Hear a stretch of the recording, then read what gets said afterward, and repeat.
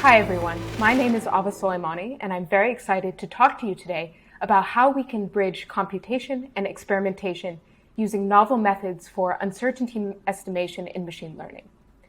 I'd like to first begin by considering a few exemplary areas in biomedicine in which machine learning is poised to make transformative impact. In fact, as we've already seen, machine learning has shown tremendous promise in its potential to help us diagnose disease, for example, through automated analysis of medical images, to understand fundamental biology, as in the case of protein structure prediction, and even to design new therapeutics, such as novel antibiotics or improved gene therapies. However, even as these machine learning and deep learning approaches continue to develop and mature, they're fundamentally built on a requirement for experimental data and experimental validation. And this points to something that's unique to biomedicine. And that's the fact that so much of it is driven by human beings and by physical experimentation. That's both because of the fact that the data necessary to train these algorithms is largely experimentally generated, and furthermore, because meaningful deployment of machine learning models requires experimental or clinical validation of the predictions they make in silico. And these are two fundamental steps of the pipeline that can be very difficult to automate.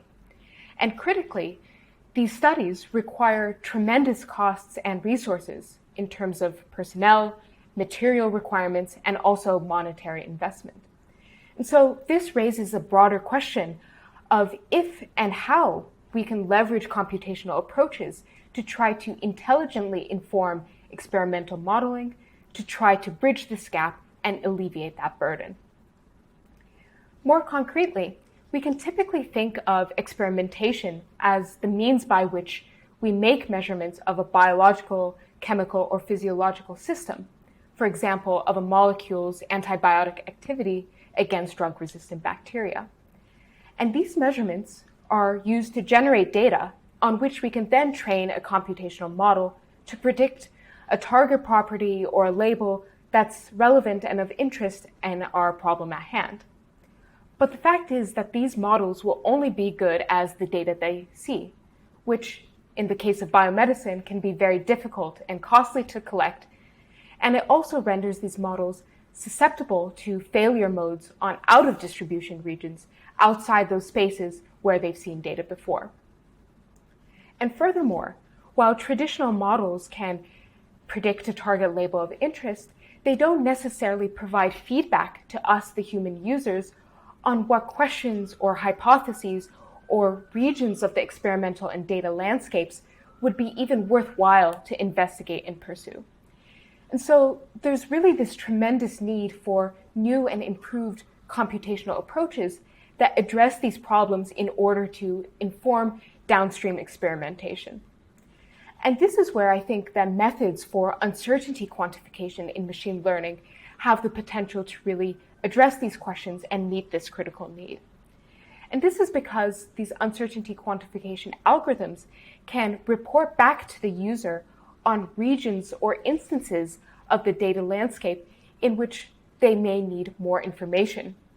And so algorithms that quantify prediction uncertainties could then help focus experiments on hypotheses that are more likely to have a high likelihood of success, which can be especially important in these areas in which data acquisition can be slow, labor-intensive, and costly.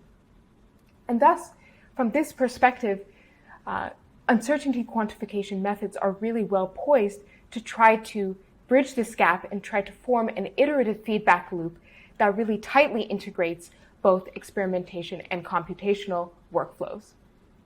So in this talk, I'll share with you two ways in which we can leverage this general framework to use predictive uncertainties to accelerate experimental modeling and discovery. And in particular, I'll use some of our recent work in molecular modeling and drug discovery as an exemplary use case. So first, I'll show how we can actually use model uncertainty in the context of explorative active learning to try to accelerate the experimental labeling process. And second, I'll share how we can actually deploy model uncertainties for targeted virtual screening in drug discovery campaigns. So specifically, we've worked to develop uncertainty-aware neural network models of small molecules, where we leveraged a framework called message-passing graph neural networks to first learn representations of molecular structures, and designed our algorithm to not only learn to predict a property associated with a given molecule input, but also to model the underlying evidence in support of that prediction, what we call the evidential distribution.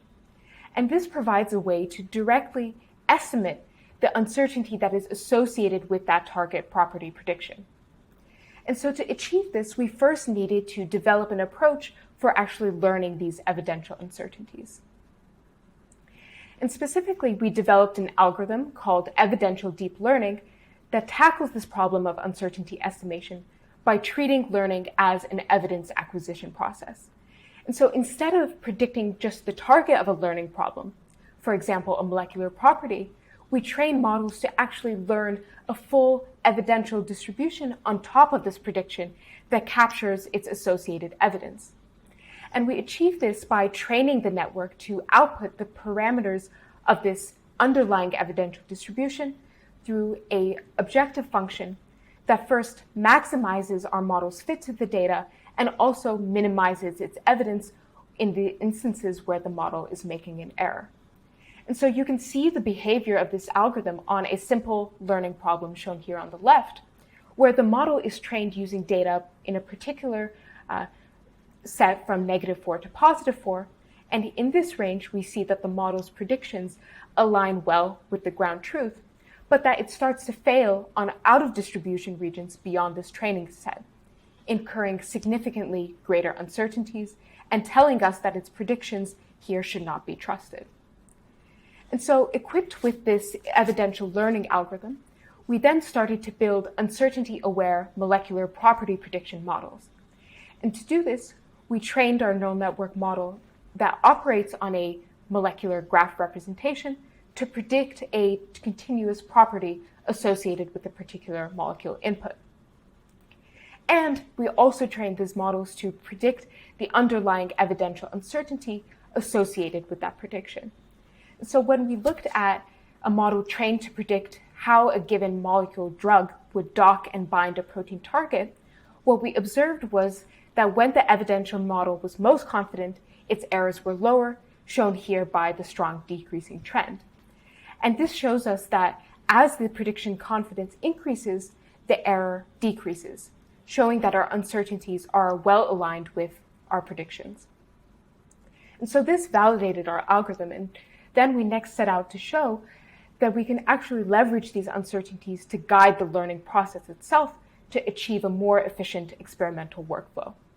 And so in this pipeline, we start with a library of molecules and train a model to estimate property and uncertainty values. And then based on these estimates, intelligently select a batch of new data points for experimental labeling. And this is important because it's often very costly to annotate large data sets. And so we want to intelligently inform new data acquisition to try to accelerate this process. And this is where we incorporate those uncertainty values to try to guide that acquisition meaningfully. And so after this batch acquisition, we can then experimentally validate that batch and use it to retrain a model and repeat this process iteratively. And we can use this general setup within an active learning workflow to try to improve the sample efficiency by which we train models and thus accelerate the experimental workflow.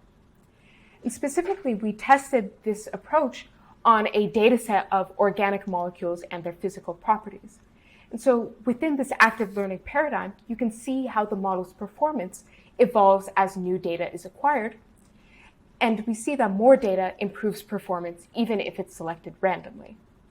However, by leveraging these evidential uncertainties to select new data points, we significantly cut down on the amount of data that's required to achieve a given level of accuracy.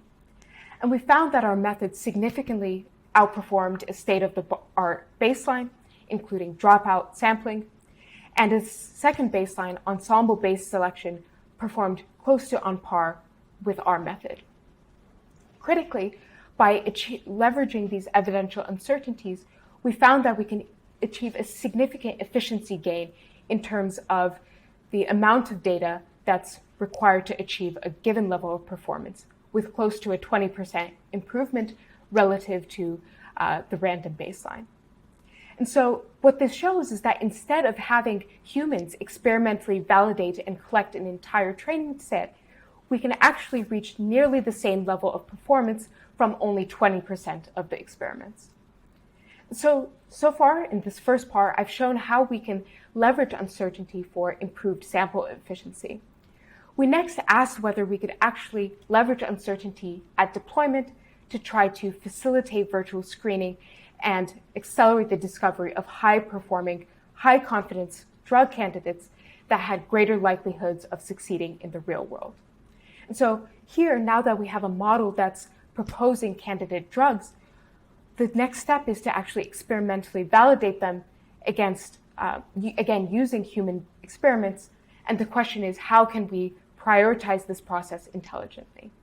So here we leveraged a pipeline in which we learned a model on a small labeled data set and then applied it to a larger discovery data set to get both property and uncertainty predictions, and finally ranked candidates by both their predicted property values and applied an uncertainty-based filtering to try to prioritize candidates for experimental testing. And in particular, we turned to the question of antimicrobial resistance and the need for the urgent need for the discovery of new antibiotics, and asked whether we could use this paradigm to try to facilitate and accelerate the antibiotic discovery pipeline. In fact, here, having a human experimentally validate thousands of these molecules and predictions is indeed already what's typically done in practice, but it's not a scalable solution. So what we did was we took a small existing and experimentally validated data set of small molecules and used that to train an evidential model that could both predict antibiotic activity and associated uncertainty. And we applied this model to a large drug repurposing data set to nominate candidates that would high confidence and also had high predicted values. And this turned out to have a massive impact on how we actually prioritize candidates for experimental validation and deployment. And so here you can see the visualization of predictive uncertainties across the chemical space spanned by both our training data and our discovery data. And here we found that regions of the data set that were less populated by the training molecules were associated with higher uncertainties typical of the discovery set. And so finally, what we did was we considered the top-ranking molecules based on their predicted antibiotic activity and calculated the fraction of those that were true experimental hits in the real world. And what was really exciting to see was that prioritizing candidates based on predicted uncertainties could significantly improve the real-world experimental success rate. And previously, going from a 80% validation rate with random selection to over a 90% validation rate when we applied this confidence thresholding. And finally, we showed that our method could actually outperform two baseline methods in this sample prioritization. And so to conclude, today I've showed you how we can develop a scalable and modular algorithm for uncertainty quantification in molecular modeling, and how we can leverage these uncertainties to improve the experimental efficiency of drug discovery workflows. And more generally, I think this story points just to one example of how we can start to achieve an iterative dialogue between experimentation and computation in order to truly and fully realize the potential of machine learning for biomedicine. And thank you so much for your attention, and I'm happy for the opportunity. And with that, I'll conclude.